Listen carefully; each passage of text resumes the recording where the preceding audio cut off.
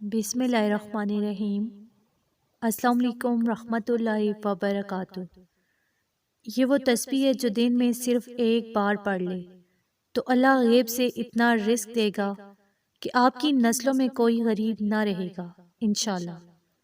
پیارے آقا صلی اللہ علیہ وآلہ وسلم کا فرمان ہے کہ جو بندہ مجھ پر ایک بار درود پڑھتا ہے تو اللہ پاک اس پر 10 رحمتیں نازل فرماتا ہے اور ساتھ ہی اس کے 10 درجات بھی بلند فرماتا ہے۔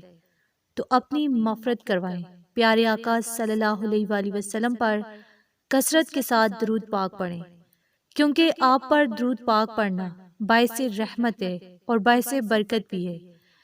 جن لوگوں کو پریشانیاں لاحق رہتی ہیں، تنگی رزق کا مسئلہ ہے، تو اپنے رب کریم سے آج مانگ لیں، کیونکہ اکثر اوقات ایسا ہوتا ہے کہ ہمارے حصے میں بہت سارا رزق لکھا ہوتا ہے، لیکن کچھ ایسی روزی اور رزق میں بندشیں آ جاتی ہیں، کچھ بری نظر کی وجہ سے، کچھ کالا جادو سفلی عمل وغیرہ کی وجہ سے، اور کچھ ایسا ہوتا ہے کہ ہماری غفلت کی وجہ سے اللہ پاک ہمارا رزق روک دیتا ہے۔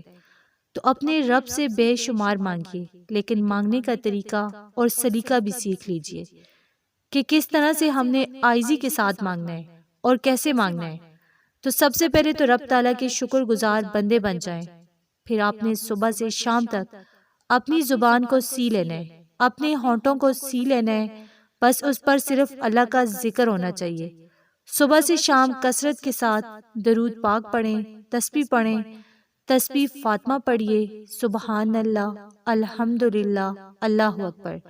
اس تسبیح کو پڑھنے سے نہ صرف آپ کو بے شمار رزق ملے گا، بلکہ آپ کو کبھی تھکاوٹ نہیں ہوگی۔ دوسرا، آپ کے گھٹنوں میں، کمر میں، ہر جگہ پر جہاں جہاں درد ہوتا ہے، اکثر زیادہ بولنے کی وجہ سے جب ہم بہت زیادہ گفتگو کرتے ہیں تو سر میں بھی درد ہونا شروع ہو جاتا ہے، اور کچھ زبان زیادہ استعمال کی وجہ سے یعنی لڑائیاں اور جھگڑے، بحث و مباحثہ بڑھتا چلا جاتا ہے، تو کچھ مال میں بھی بے برکتی اس طرح آتی ہے، گھر میں بے برکتی آتی ہے۔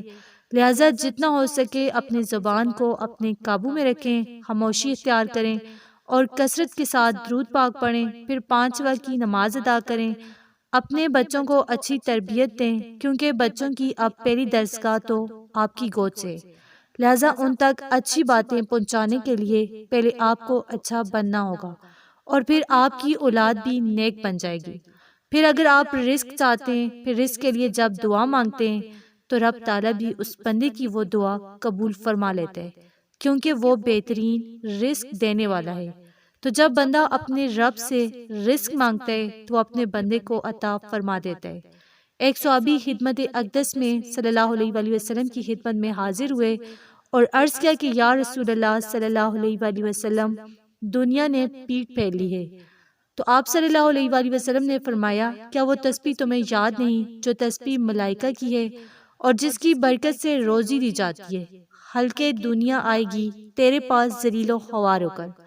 پھر آپ صلی اللہ علیہ وآلہ وسلم نے فرمایا کہ طلوع فجر کے بعد 100 بار کہا کرو سبحان اللہ و بحمدہ سبحان اللہ العظیم۔ تو آپ نے یہ 2 تسبیحات لازمی پڑھنی ہے، صبح یہ تسبیح پڑھیں اور شام کو تسبیح فاطمہ پڑھیں۔ انشاءاللہ پورا سال آپ کو اللہ پاک رزق کی تنگی سے، رزق کی پریشانی سے محفوظ رکھیں گے۔